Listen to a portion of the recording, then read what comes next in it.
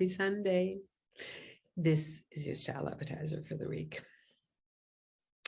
So, holidays are coming up again. Jewish holidays are coming up, Easter.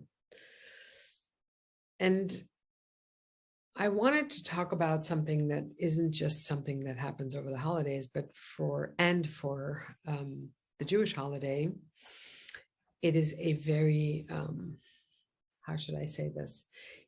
It's a very pertinent conversation, and that is the conversation of slavery. Now, the way that I want to talk about this isn't about being enslaved by someone.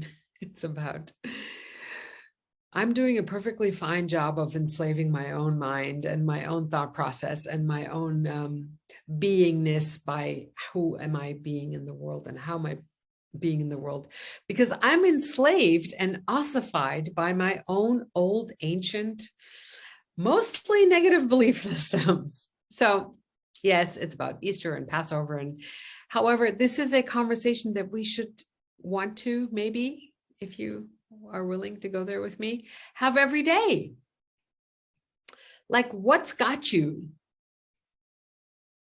Because what's got you and what's gnawing at you and what's like in your brain and in your mind and in your heart and in your gut and in your closet, by the way, for that matter, our clothes can enslave us.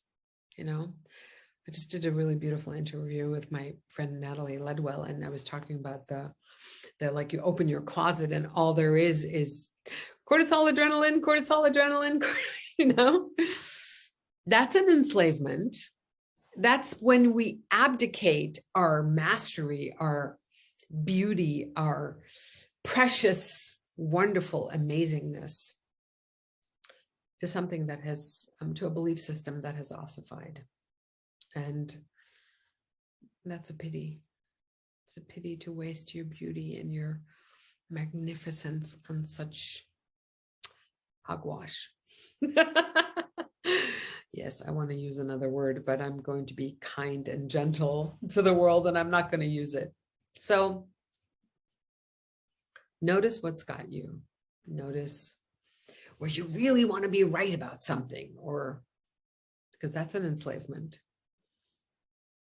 Like when a branch is too dry and too brittle and too stiff and too hard, and it doesn't bend and move and flow with the situation, because life is like a dance, you know, when you become like a beautiful swaying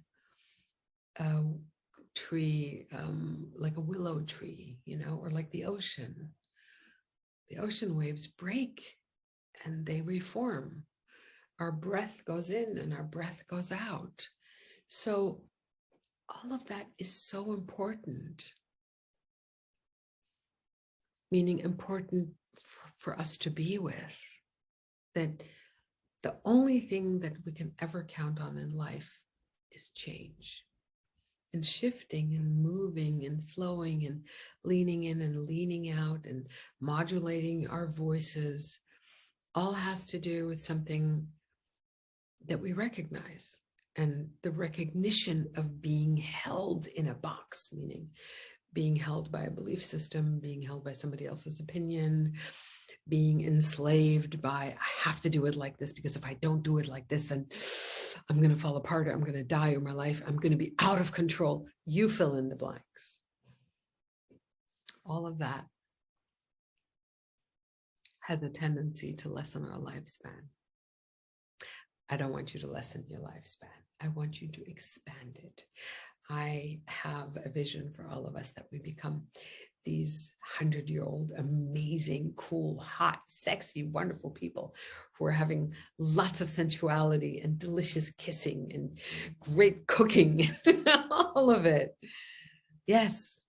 And we wear heels and sparkle up the world. Because guess what?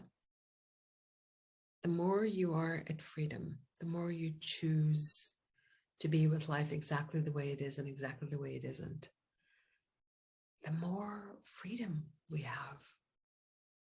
Because the truth is, freedom is not a a thing where somebody puts shackles on you, or, the Jews were enslaved by the Egyptians, by the Israelites were enslaved by the Egyptians, or beautiful, amazing Black people were enslaved in Africa and brought over here, or whatever kind of physical slavery that we're talking about, captivating a people and putting them in a box, or putting them behind bars.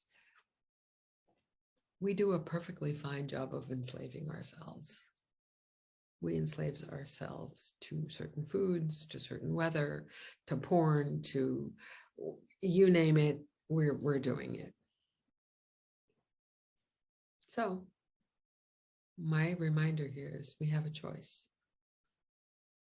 Whether it's alcohol or whatever else it is that you're choosing to abdicate your life to, it's got you. Can you spend a few days not doing the thing that you're scrolling or whatever? Can you just go in nature and look at the birds fly up in the sky, or, give names to the clouds as you're lying on your back in the grass? Or can you create beautiful costumes with the everyday clothes that you have? Because I'm going to ask you to go into your closet. Go in your closet and play, What would it look like if you were a mom of 3 children? What would it look like if you were going to an inaugural ball? What would it? And you can do all of that and gain mastery over certain things that we're not good at, because I think we escape into this slavery business, whatever, all the things that I aforementioned. We escape into that when I think life becomes hollow, up from the inside out. So my suggestion is fill up your own cup and give of your overflow of your saucer. Don't give from your cup. So go fill up your cup, because when your cup is full, nothing can come and get you, because you're grounded and solid and sincere, not for others, first and foremost for yourself. And remember, there's so much love here for you, and I can't wait to see you and meet you and play with you in person, in whatever way, shape, or form that takes, hopefully at a retreat. I can't wait to see you. Now, go play in your closet. Tell me which corner of the universe you're lighting up today, because I can't wait to hear. Mwah. Bye.